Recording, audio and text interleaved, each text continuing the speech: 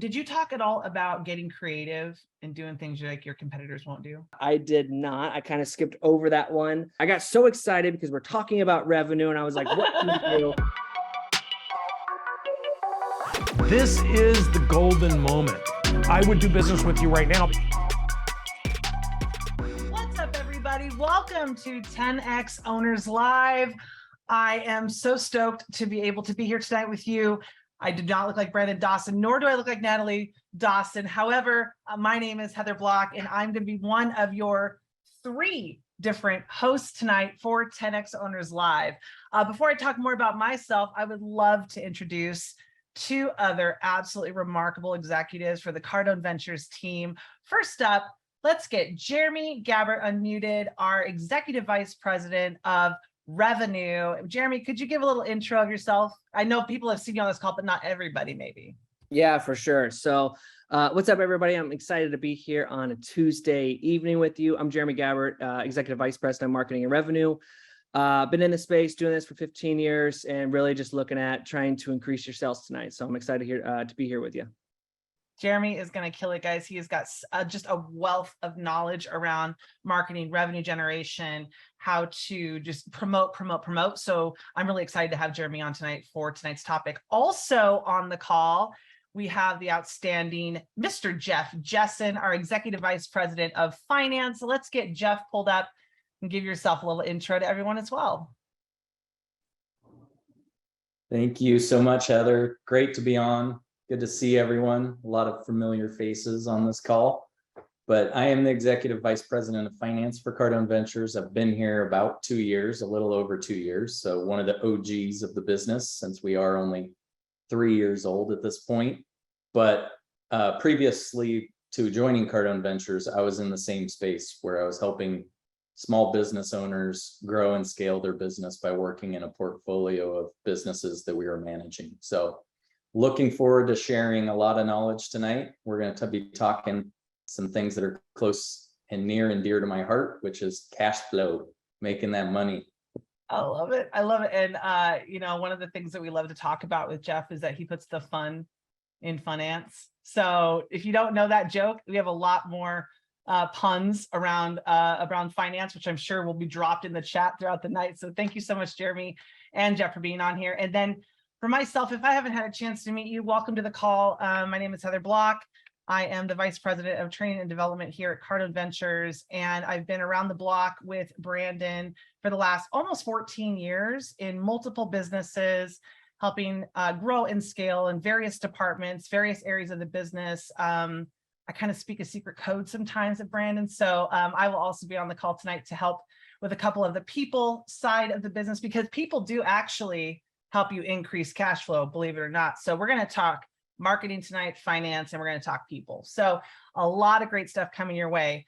Now, last week, Brandon and Natalie talked a lot about the 4 C's. Which were, does anybody know the 4 C's? If you were on the call last week, or if you just know you're in a lot of our programs, please drop what the 4 C's are. Let me see. Courage, that's right.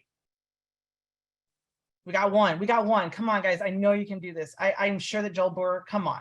I know you know these. There we go. Confidence, commitment, conversion. There we go. Those were the 4 C's last week. An absolute fire of a call last week. If you guys did not get a chance to see that, we do post those online. I believe media team, maybe you guys could drop. I think we put it in our YouTube, but those are available for replays as well as on our Kajabi site. But anyway, fire call last week, all about leadership and understanding how to use the 4 C's in that way. But this week, we're talking cash flow. We're talking how to multiply the business. Without cash, how are you going to grow the business? And so we have some strategies tonight that we're going to talk about, which is why Jeremy, Jeff, and myself are all tag teaming this call, because all those things must come together for you to maximize that in order to get the highest valuation possible. And what I mean by that is that any of you that are starting a business or you're in business, you need to have an exit plan. You need to know where you're going and what that goal needs to be in order for you to exit at the highest value. That's the whole point, is we're creating value, we're creating impact, we're creating opportunity for not just ourselves, but for the people that work for us, for the people that we impact, whether it be clients or patients or customers, whatever you have. this is the whole point, is making sure that we are setting ourselves up for success. So how you enter a business, I should say it the other way. Actually, it's how you exit the business is how you enter. So we need to be starting with the goal in mind, the end goal in mind. And so tonight we're going to talk about those various things. Now, we love learning around here. And so we love to set up people for success. So what we have done is created a worksheet. I believe that we have that worksheet from a QR code perspective. Am I right or am I wrong? I am right. I love this. You can download the worksheet for tonight's call so you can take notes on these strategies.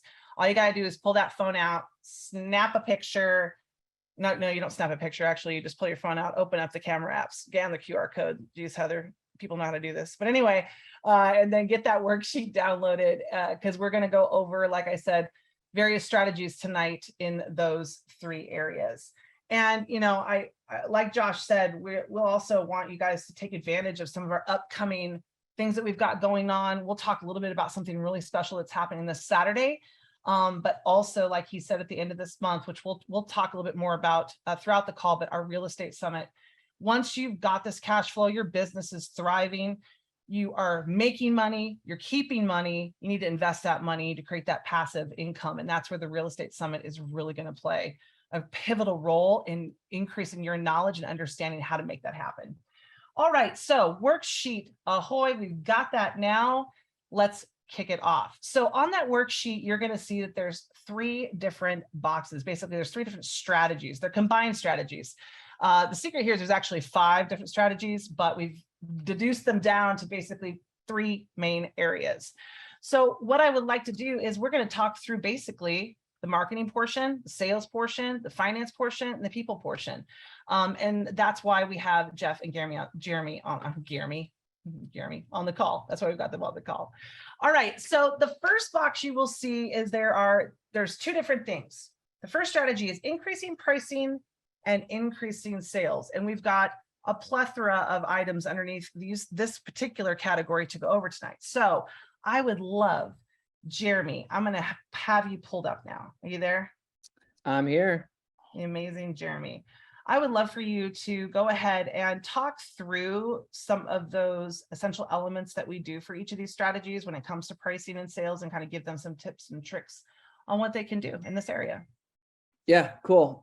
So, I mean, this is, especially being the marketing and revenue guy, I am always excited to talk about marketing. So, I actually just saw someone's comment in here, like, is this bad to do it with this economy? This is the time that you should have a call like this to be able to bring in more sales, to increase your prices, to give more value, but then also do what Heather and Jeff are going to be talking about tonight is, work on your people, work on your finances to make sure it does stay tight. But really, when it comes to any game plan on increasing sales, like first off, you got to promote. You got to promote, you got to promote, you got to promote. Like that's all over our offices, at Grant Cardone's office, it's at our office as well. And that could be anything. So if you're on Instagram, if you're on Facebook, if you're on LinkedIn, Pinterest, if you're doing email, like I would write down what you're currently already doing. And then I would write down what you need to be doing right now to increase that, to expand new markets. Because I would guess that there is the things that you're doing that you're probably doing well, or maybe you're just doing them surface, but you need to go a little bit deeper. On Instagram, are you doing hard post? Are you doing stories? Are you actually having conversations in your DMs? Because the more content that you produce, the more engagement that you're going to get, the more DMs that you're going to have. Are you turning those prospects into clients? Are you asking them, hey, is there any information I can give you? Hey, if they engaged on something where you were promoting about a course that you had or a new service that you had, like, are you engaging in them just like you would in person? So think about all these little things. Like when I think about marketing, when I think about revenue, I think about like when you're at a bowling alley. You'll know me, the more that I'm around, I have these stupid, simple analogies because I like to keep it as simplified as possible. But I think about it as, a bumpers on a bowling alley is how can you make sure if a client comes into your world, how can you make sure that they don't go off into the gutters, right? So making sure that you have all of these conversations, but and that's just, like I said, on Instagram, there's YouTube, there's Facebook, LinkedIn, Pinterest, email, There's other new strategies that you could do that maybe that you're not already doing. You could do, Google, if you have any paid campaigns going, like there's a plethora of things that you could be doing. And I would figure out is don't try to do them all. Is I would list on that worksheet what you're currently already doing, and write down 2 other ones and just start with one. And then once you have that, start with the other.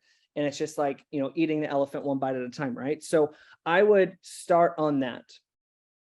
The second step would be to create new bundles and products or services. So if you have something that really works together, if you have all these customers that are coming in and they're typical to buying this and this, bundle those together, increase the price and increase your average ticket. So not only are you having somebody to come in that pays $1,000 for a service, or $500 for a service, or $5,000 for a service, maybe you're doing $7,500, right?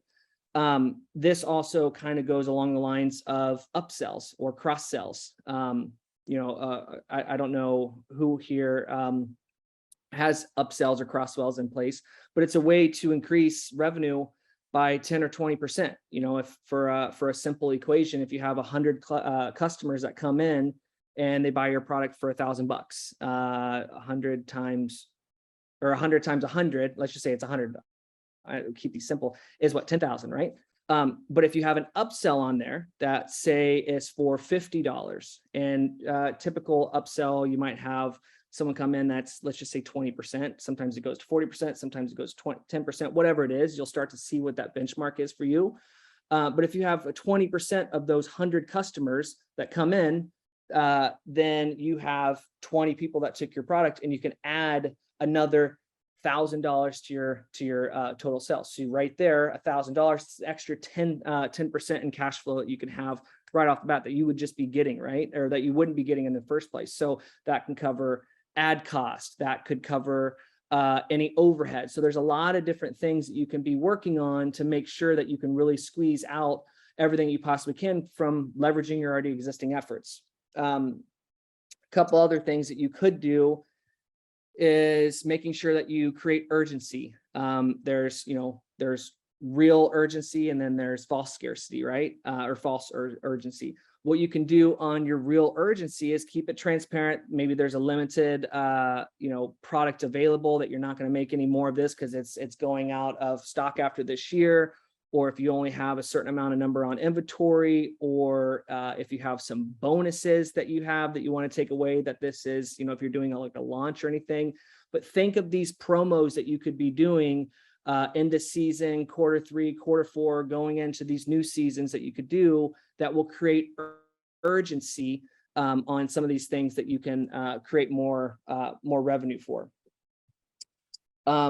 The other thing that you could be doing is going after existing customers. Those are your loyal customers.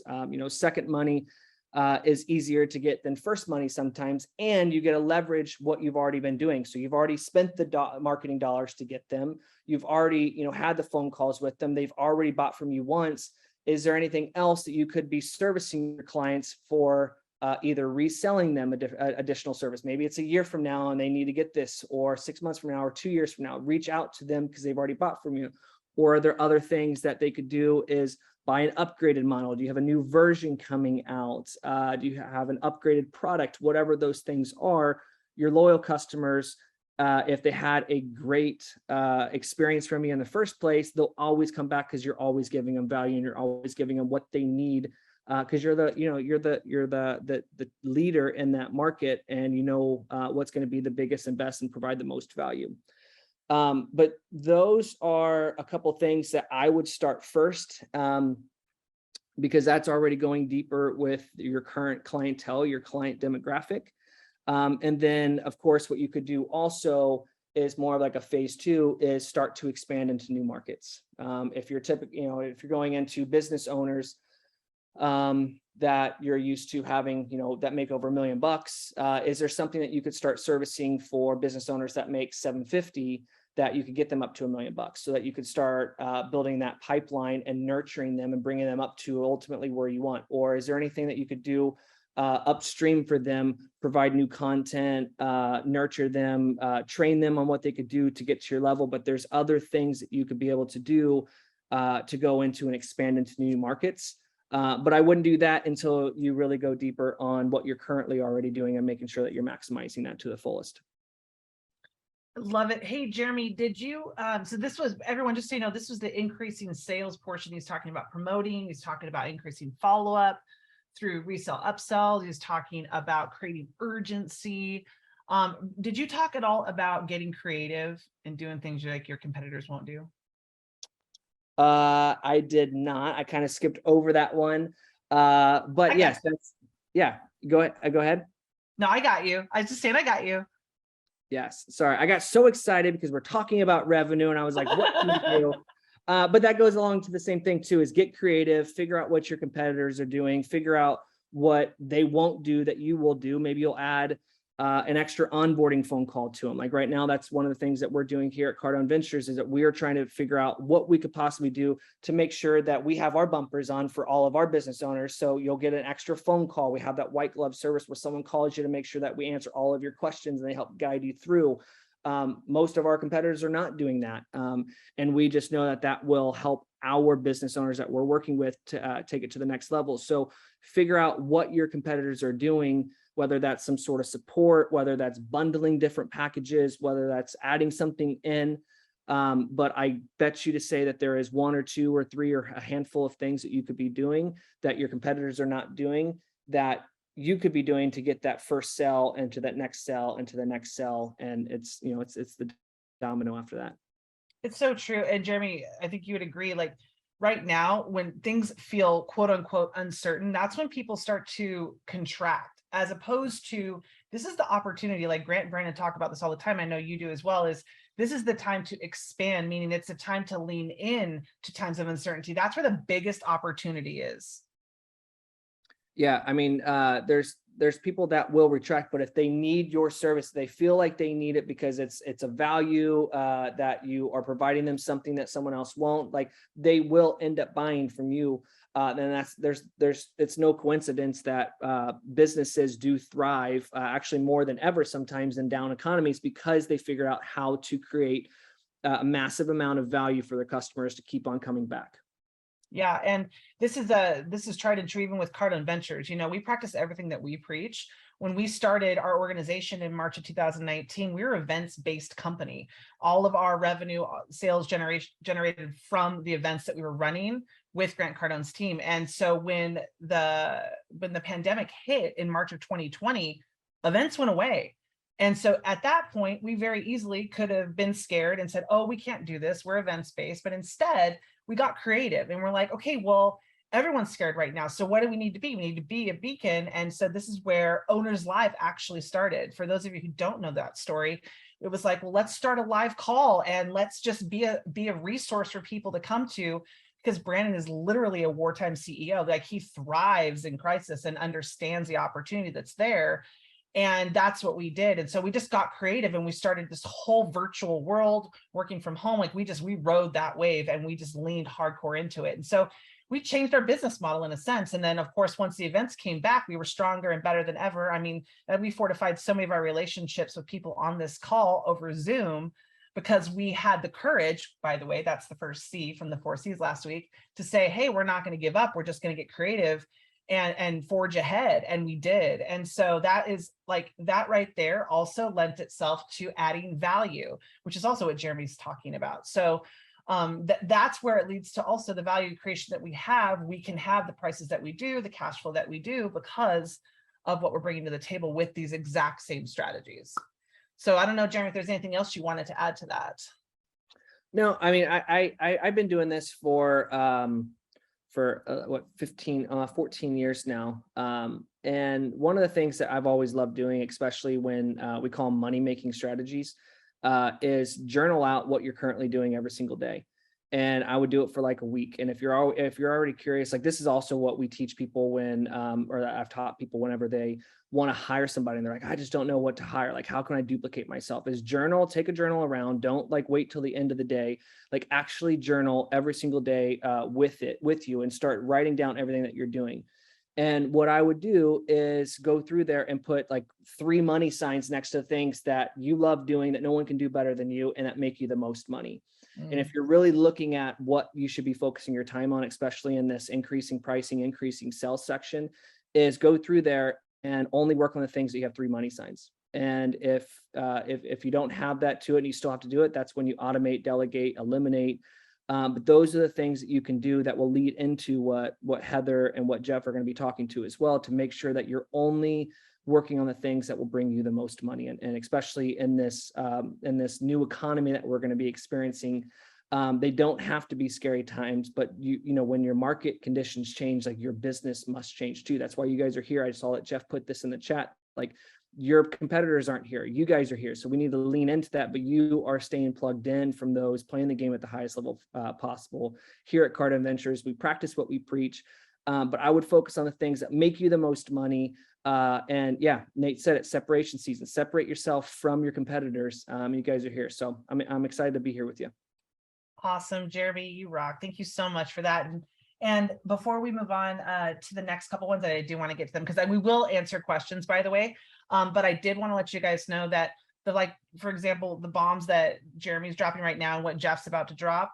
Also, this Saturday, August 13th at 10 a.m. Pacific time, 1 p.m. Eastern time, Grant and Brandon are doing a live webinar, and they're going to go into even more depth on the topics that we're talking about tonight and give you their secrets to how they scale, create revenue, profitability, you know, especially through times of uncertainty. So I think there's a QR code that we want to put up because it's free. This is a free webinar. I mean, if you want to multiply the business, if you want to know how to absolutely explode and create honestly a trajectory of scaling, which is the upward trend, this is where you need to start. A free webinar. Come listen to the masters of scale. You know, these guys sell businesses, make multi-millions off businesses. They create valuations that are absolutely astronomical. Brandon sold a company for 151 million, but the really impressive part was 77 times EBITDA, which is it's a multiple of the value of what's left over for the business. And most businesses go between the 3 to 5x range, and he did 77x. So learn from the masters. Come this Saturday, attend that live webinar and get your questions answered by these guys. So that is here for you guys to attend. All right, with that, we've got a couple more strategies I want to go over. So let's bring up, first of all, can we give Jeremy some love in the chat? Because he absolutely killed it. Some 10x love, just 10x or whatever you want to say that's awesome about Jeremy. He loves compliments, so let's give him some love. All right, especially because it's on the East Coast right now. 8 o'clock, 8:30 his time. All right, Mr. Jeff Jessen, our EVP of Finance, I would love to bring you up now because there's the next strategy, which is cutting costs and collecting cash, right? These two things go hand in hand together. So could you run us through some of these elements of this particular strategy set? Yeah, for sure. You know, if you've been on this call or if you've been plugged in, you know that we talk, like Jeremy was talking about, promotes the first P, and the second P we always talk about is profit. There's two different ways to look at profit. One is your profit on every single piece of revenue you're generating. So what's your gross profit on those items? But then the second is the profit of the overall business. So the only way you maximize that is you do have to grow the revenue, but you also have to be highly in tune with the cost structure that you're operating under. And so when we're looking at cutting costs, the very first place we always go, whether it's, you know, a new partner relationship, an acquisition we're looking at, a business that is coming to us for consulting advice, it's always around the vendors. So a lot of you don't leverage your ability to negotiate with vendors, whether it's payment terms or it's longer term commitments or it's volume. When we go into a meeting with Brandon, we're never talking about the volume we're doing right now with a vendor. We're talking about what we're going to do a year from now, 2 years from now, 3 years from now. And we're negotiating on the fact that we're going to be doing 150 million in revenue 2 years from now, not that we're going to be at 65 to 75 million this year. We're talking about that future. So when you're going in and painting that picture, a lot of that's having your financial structure in place. So right now, I'm going to put a test in the chat. How many of you A yes means you are. How many of you are looking at those financial statements on a monthly basis so that you can actually look at your costs that are in the business? I like that. A lot of yeses. For those of you that are not, this is always an area of opportunity for especially when you're new to the business and you're just figuring out how to generate that revenue. The side that often gets out of control fast is costs. You start throwing people at problems, you start hiring before you have a good foundation of what your cost structure is going to be. So when we're now trying to optimize our profitability and our cash flow, we've talked about vendors. The very next area is to review that spending.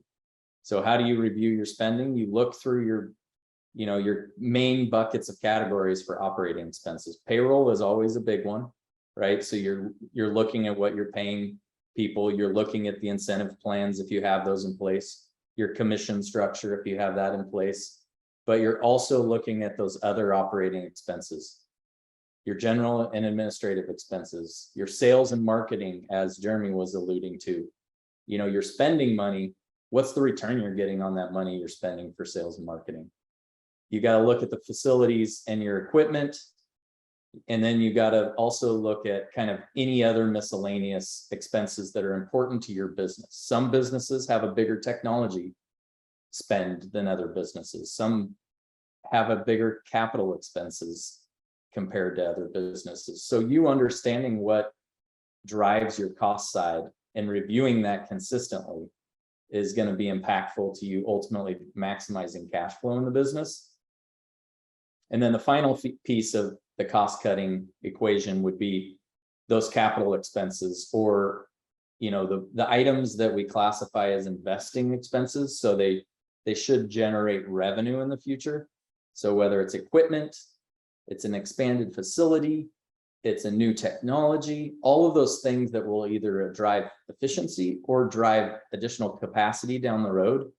You need to constantly be looking at those and making determinations on when is the right time to make these purchases based on my revenue trajectory. And these are never the items that you want to get too far out in front of when you're thinking of investing ahead of the capacity need. You want to make sure that it's being timed. So being able to pause any capital expenses that are in your strategic plan until you're able to maximize that cash flow and you're able to build some cash reserves. For one, it will make it potentially where you can use those cash reserves to actually fund those capital expenses, or I'm sure everyone's aware of this, but any bank you go to, they would much rather give you money if you have money in the bank. So going to a bank for the loan around your cash, your capital expenses. So new pieces of equipment, new facilities, the expansion of the business, those things, if you've already demonstrated that you have discipline to create positive cash flow in the business and you have cash in the bank where you can show, hey, I've been able to build this cash, then your leverage just goes up. And so again, all of a sudden, as Grant would talk about, borrowing money becomes cheap. You start borrowing to do those expansion items and you keep your cash and you invest your cash in potentially, items like what we're going to talk about at that real estate summit, which is passive income. You're using the cash to generate more passive income. You're using that debt to fund the expansion of the business and to pay for capital costs. But it doesn't happen unless you've created the discipline where you're reviewing costs, you understand the profit that the business is generating, and you have the confidence where you can utilize that cash in other places. So I think that pretty much covers our three main cost cutting strategies that we wanted to talk about tonight. Yes, it does. But what about collecting some cash? So on that other side of the pillar, so we talked about reducing spending in order to create more cash inflow. Now let's talk about the other side of the equation, which is running that AR aging. That's the first area. Again, when we go into new businesses, or we start working on a consulting engagement with a new business, we partner, we acquire a new business, the very first two places we go, vendors on the AP side, look at the terms, look at the rates we're getting, see if we can negotiate better terms and rates. And on the other side of the equation, look at the AR aging. There's so often that businesses are letting receivables get out of control. They are not creating discipline in the business where, you know, if you're a construction company, when you hit that milestone, what's the process to make sure that all the paperwork's in, filed, you're ready to invoice the day you've hit that milestone and you're able to invoice, versus it lagging even 2 or 3 days. And then the process of them approving the payment takes another 2 weeks. And all of a sudden you're behind the equation when it comes to cash flow on that side of the business. So start identifying who's that person in the business that's actually going to follow up on AR.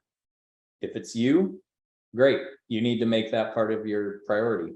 If you have someone else, whether it's person at the front desk, it's a, you know, your AR clerk that's putting the receivables and invoicing in the system, whoever that person is, you can also start incentivizing them. Give them a percentage of what they're collecting, especially if you have a hard time consistently collecting. Make it their mission, their responsibility to be calling those people, you know, every day if they need to, till you're getting paid. Because especially if you're owed that money and it's, you know, within the terms of the contract and you're owed, you know, on a certain day and it gets outside of that, you know, you need to be hounding those people. You need to be using every technique you can, because you not collecting that cash is going to cause cash flow issues within the business. And if you can shore up those two areas, manage the vendor side, the AP side of your business, the cost side of the business, and the income side, the revenue side, the AR side, then, you know, you're way ahead of the game when it comes to cash flow and maximizing that cash flow. Just focusing on those two things can get you a huge lift in cash flow. The other thing you can start doing is asking for deposits up front. If any of you have worked with us and, you know, been part of joining one of our programs, you know that we always do a percentage up front and then we do the rest over, you know, some billing term. So making sure that before you start work, when you get that contract, there's something in there for you to get a deposit, and you're not starting to put costs out, starting to put resources out, starting to put time out into doing the project without having some sort of cash up front. So that's another area a lot of businesses have trouble with, is that all their contracts say 30 days out, 60 days out, 90 days out, we're going to invoice you when the work's done. And all of a sudden you've done 30 days worth of work, you know, on an IT implementation, and you go to invoice and the person argues that all the things didn't get done, or they, you know, push back on the payments, or they don't pay you. And all of a sudden you're in a cash crunch where you've already paid your employees, you've already incurred that cost, and now you're trying to collect on the back end. So making sure that you structure every deal with some amount of deposit up front, so that you're always working ahead of the cash flow game. You're never behind. You're invoicing a month in advance if you can for the work that's going to be done that next month. If that, you know, as much in the forward as you can before that cost comes in. And then the final piece of that whole puzzle is, if you're struggling to get AR, you're struggling to get the deposits, start trying to offer some kind of incentive to your actual customers to pay early and to pay off full amounts. So say you can either make payments over the next 5 months, or if you pay it right now, we'll give you a 10% discount. Start being creative with how you're pricing things, so that the whole impact is, how can I get cash as fast as possible? And then managing the back end of how quickly cash is going out the door for the expenses of the business. And if you can maximize that and constantly be managing to that, then there's no way that the cash flow is not going to increase. If you have a business that people want to do business with, and you know that you're making money on your product, then there's no way that you should be getting behind on cash flow. This is amazing. There's so much in the chat about this is like hitting home right now. This is making so much sense, or I didn't know that. This is really, really great. And by the way, I want to make sure you guys, there's also some questions, and we will get questions answered. I want to go through the last point of hiring 10x people, and then let's do questions. So all you have to do to ask a question is, number one, your camera's got to be on for us to call on you. Number two, you hit the reactions button and hit raise hand. And after I finish our people stuff, we'll start questions. And you've got marketing questions. We got Jeremy, you got finance stuff. We've got Jeff. Got people stuff. You've got me. All right, can we give it up for Jeff Jessen in the chat? Give him some love too. He doesn't have a ton of influencer, but he still likes a little bit of love too. All right, awesome. So the final strategy is hiring 10x people. You know, this is oftentimes an overlooked strategy when it comes to understanding the significant impact from a financial perspective that your people have on the business. And by the way, even if you're a solopreneur, meaning you're by yourself in the business, the impact that you have on your business when it comes to the bottom line and maximizing your cash flow. So there's 3 different areas that I want to quickly go over. Number one, I'll give you all 3. You can write these down. If someone could capture these in the chat, that would be great. Number one, you got to focus on mission, vision, and values. That's point number 1, focus on mission, vision, and values. Number 2, you need to stay disciplined to your hiring process. Okay, we'll talk a little about that. And number 3, hire for attitude, but train for results. So those are the 3 things. Now, first of all, when it comes to mission, vision, and value, if you don't understand where your business is going, if you can't properly paint the picture of what's possible and then bring that down from that high altitude and show somebody that you have an opportunity that's going to require their assistance, their contribution to the organization in order to hit that goal, that you can't do it alone because, hey, nothing big that was ever built was done by one person. If you can't paint that picture, then finding and attracting great people will be eternally difficult for you, because people who are doing great things right now are busy helping business owners build those big pictures. So you need to be crystal clear on the vision of where the business is going. If you don't know where it's going, the opportunity in your marketplace, you need to find out. You need to seek these answers out. You know, you need to find businesses that provide data like that. Like that's something that we do. We provide market industry analysis, help people understand what their full potential can be for the business based on numbers. Because once you have that, one of the other C's comes into place from last week's topics, which was confidence. And when you have confidence in your vision and the mission that you're going to do every single day to hit that vision, and you operate through your core values, and you only bring people into your environment that operate within those core values as well, you have a mechanism and a machine that is going to be the most effective and the most efficient possible. And that's going to help you to find not only all the things that the cash that Jeremy and Jeff are talking about, but it's going to propel it, because everyone in the business will be aligned to making sure that the business succeeds. And that's where cash flow really does become increased. Okay, so mission, vision, values, we've got to get crystal clear on those.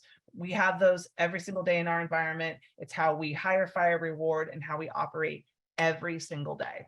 All right, the second thing, staying disciplined to a hiring process. If you do not have a consistent hiring process, then you will not be hiring consistently great people. So we have a 3-step process that we go through. You can learn this kind of stuff, all the things that we do, every single incremental step that we do with our hiring process, we do in our People Essentials workshop. You can also download or buy Natalie Dawson's book called Teamwork. If you do not have that book, you need it on your shelf next to your desk, wherever, because it's the ultimate guide to aligning, finding, attracting, aligning, developing, and retaining great people, amazing people, remarkable people. But the point here is that when you have a hiring process, you need to stay disciplined to whatever that process will be. We stay disciplined to 3 different steps. We do not waver. We call it hiring slow, firing fast.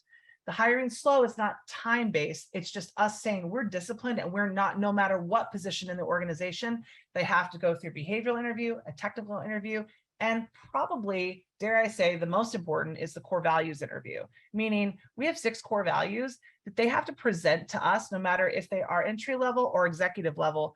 how do you align with our 6 core values? How do you embody those? And how are you going to exemplify them when you come work for our organization? Without that last interview, the other 2 interviews, you might think, oh, this person's a great fit, but then you're wondering why all of a sudden they're not working in their first 30 or 60 or even 90 days. And it's probably because they actually weren't aligned with you and how you operate from a core value standpoint.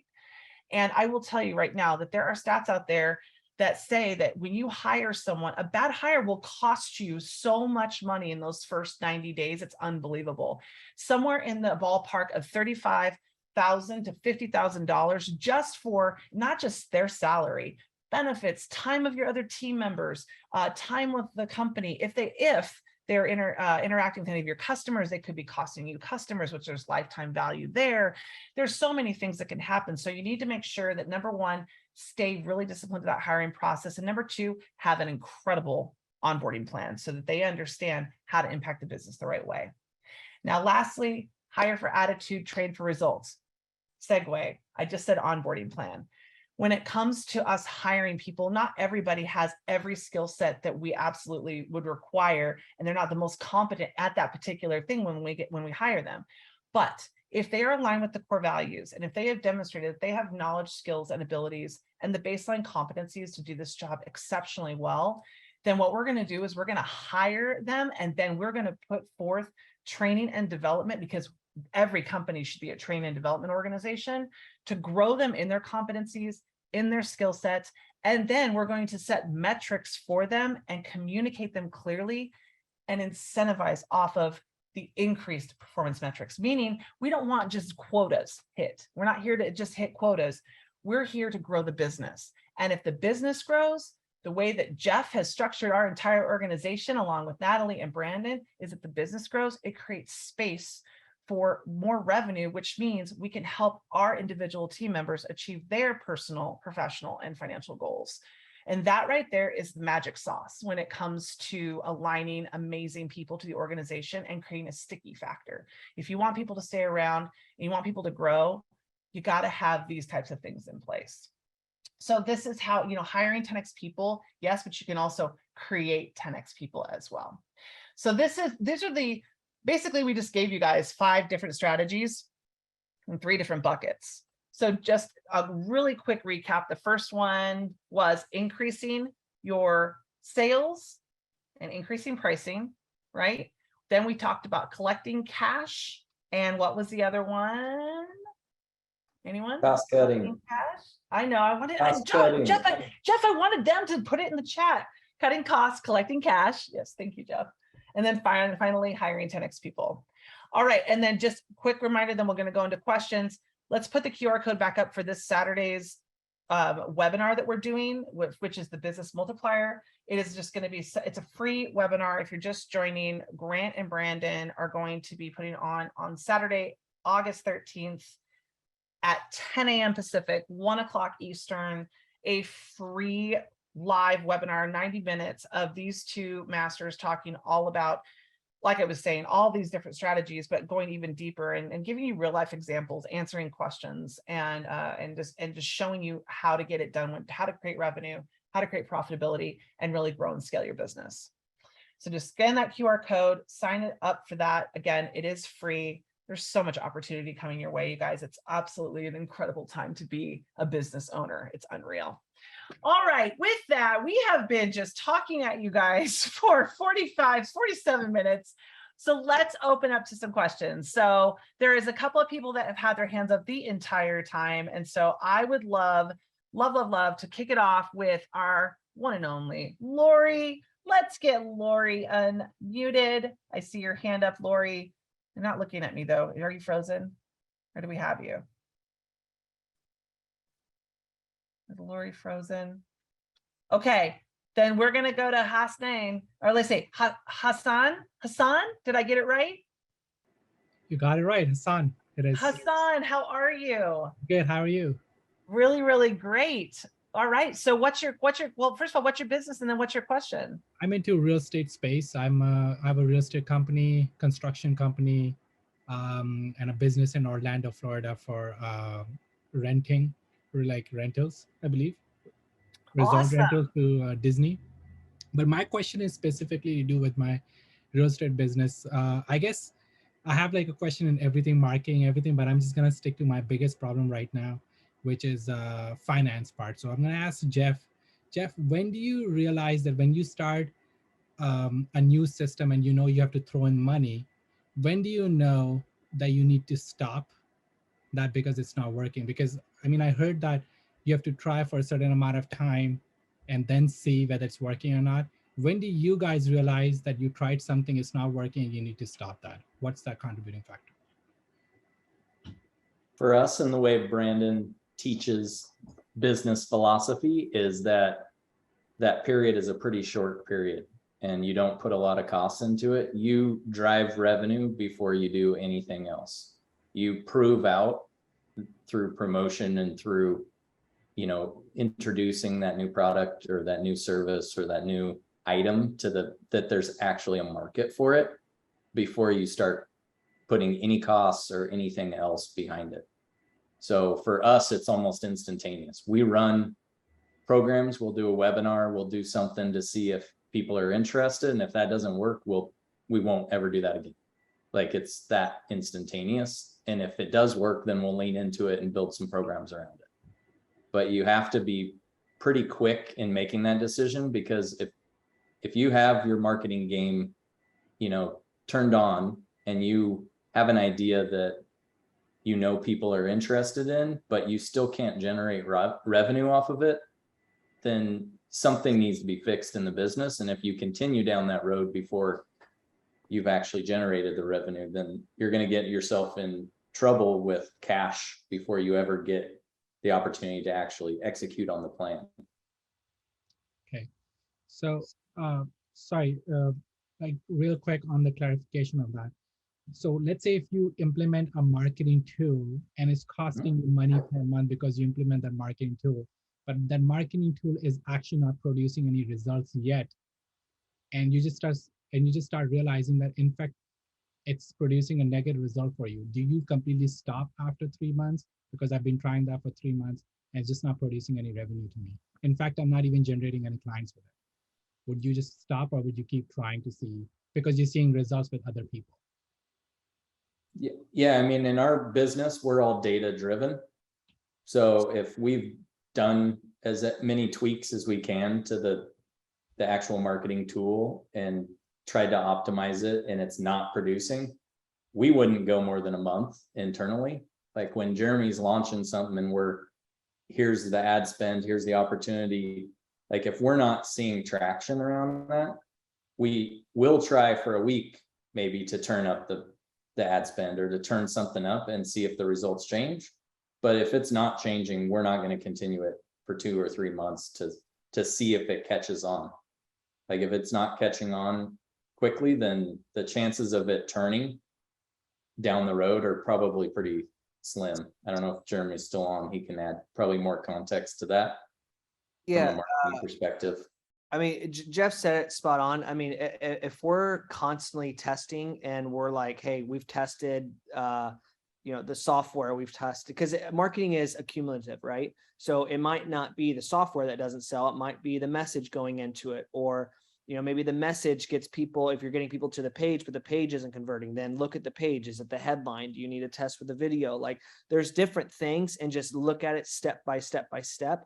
And then you'll start to see, hey, this is working or this isn't. But, Jeff's right. Like if we're going 3 months and we haven't had any sales, then we would definitely take it off and really reverse engineer to say, okay, is this software worth it? Is it providing value? Is it the software or is it the messaging, and dissect it from there? Awesome. Thank you. Thanks, Hassan. Thank you, Jeff and Jeremy. I love it. Love it. All right, let's go to Caleb Cooper. Let's get Caleb unmuted. Tell him what you do. What's your question, Caleb? Hey, y'all. Hey, Heather. How's it going? Good to see you. Are you going to be in Arizona at the end of the month? Heck yeah. I'm signed up. I'm signed up. You didn't know it, but I've always sold real estate as well as my hot sauce. Let's go. One of the issues we're running into from a small business standpoint, I have a hot sauce company called A-Frame, as you very well know. I think you you and the employees there got a nice taste of it today from what I saw. I think from just a marketing budget standpoint, we're running into an issue with, do we plug our money into funding our direct to consumer and focus on that, or do we fund, like our major retailers? And so we kind of bounce back and forth between the two as far as what we should really be plugging our, our energy and our marketing dollars into. And as when we spoke, you and I, Heather, you said promote. And so we've been doubling down on the Publix promotions. And I think it's paying off. However, we don't want to be totally dependent on the major retailers for our continued success. So we're constantly kind of going back and forth between the two of those. And any color you guys could add to, where you think we should go from here would be super helpful. What you think, Jeremy?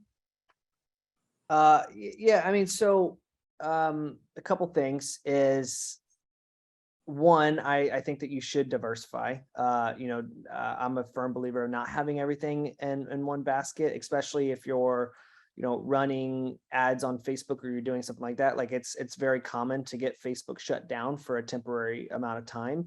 And so if we had all of our marketing dollars going towards Facebook, and then God forbid if something happened, like that would really be unfortunate for us. But we don't have that. We have Facebook. We also have, we have our email database. We also cold call. We have 8 different ways that we can actually generate sales. But what we do is we make sure that we go wide and deep on both of those strategies. So for you is I would allocate, and Jeff probably has a really sophisticated financial model to go along with this, but my stupid, simple thinking is figure out what's actually bringing you the most revenue and put as much marketing dollars to that as you can, because you're just putting gas to the fire. And then also maybe allocate 20% or 25% or whatever you feel comfortable into other areas too, so that you're starting to build those up. And what you'll see is over time is you have your majority of the revenue coming in over here as you start building up over here. And these other ones, as you start to get consistency, may be bigger than this one over here, or might be the same size, or vice versa too. So you'll start to see, but I would never take your foot off the gas for something that's producing you the most revenue, because obviously that's the winner for a reason. But I would always be testing 1 or 2 other things to see if you can get it as big as option A, and see if you can diversify a little bit. Okay, awesome. Thank you. Thanks, Caleb. We'll see you at the end of this month. Thank you so much. Awesome. All right, Anthony, let's get you unmuted. Let's have you share your business and what's your question? I have a construction company here in Akron, Ohio, and I'm kind of excited. I'm coming to the Financial Essentials in September. So I've been looking forward to that for quite a long time. So I'm pretty excited. My question for today is, if I have multiple jobs going on at the same time, like if I'll have 2 different bathrooms and then another crew working on a deck or something, how do I price my margins? Do I price it on per trade? Like if I have an electrician working, do I get his bid and add money to that? Or do I do the profit on the job? What would be the best way to structure my bids and my proposals? Ooh, Jeff Jessen, I know you know this question's coming your way. Oh yeah. So when we're talking about construction companies, and especially when you start to get multiple jobs, if you have crews that are working those jobs, meaning like an electrician's going from job to job to job, the best you can do is collect as much data as you can on the amount of time they're spending and allocate some costs to those jobs to try and figure out that profitability. But it's really a little bit of a trial and error when you're first starting to price jobs and you're collecting data until you get it fine-tuned. And as you grow and you're getting more and more jobs going where you can have an electrician like focused on one job at a time because they get bigger, or focused on 3 jobs that are in the same area so that they're not spending a bunch of time driving, all across town. Like you'll narrow that down. But really what we tell you is, depending on your systems, depending on your accounting team, depending on the people that you have in the organization, you need to look at all those factors, because you can paralyze the business by trying to do too much data early, when you can use high level metrics like this job finished at this amount of revenue and total hours on this job were X. So my cost was this for labor. My cost of materials was this. I made this amount. Like, keep it as simple as you can at first when you're trying to collect that initial data on your jobs. And then as your systems and your team and things develop where you can actually get more granular, like once you implement some of these systems, whether it's in the construction space, there's all kinds of different operating systems that you start to actually track the jobs in those systems, including having your team like check in and out from a timesheet perspective of starting a job, getting off a job. But until you get to that point and the size makes sense to implement those, do whatever you can to like try and figure out profitability at a high level. And then as you're bidding jobs, find the ones that are making you the most money, and that's your ideal customer persona. And then you start marketing to those personas, and you start narrowing the types of jobs you're doing to only those ones that are making you the most money. Good, Anthony. Get what you need there. All right, I think we already, oh, there you are. Yeah, I did. Sorry, I'm used to muting myself after I speak. So That's great. It's a great habit. So yeah, that narrows it down. But like, what about other trades? Like if I have the electrician or a plumber, and then we're doing multiples at the same, like, because I'm never working solely on one job. They're gonna be, I'm finishing up on a bathroom. We've already in the middle of another one, and then we're going to be starting a kitchen, because there's flows of trades that are going in, and I have to constantly keep them in line. So how would I structure that profitability? If the electrician is $5,000, do I charge $7,000 for electrical? Is that the best route for that? Yeah, I think as much as you can get granular with those different services and figure out the margin you need on each of those and what's competitive. Like ultimately, if a rewire of a house is $5,000 for an electrician, you're not going to be able to go in and bid it at $10,000. So like making sure that you can figure out what the right kind of pricing structure is, that you can still get the work, but you're making money on the back end. And then like I said, if you're at first, if your margins are small, because you don't quite have it fine-tuned, over time, as you're doing more and more of the different trades and the different functions, you'll start to narrow that down, and you'll start to, whether you're using subs or you're hiring people, like you'll get subs that are are more efficient, and like you'll be able to fine-tune that process.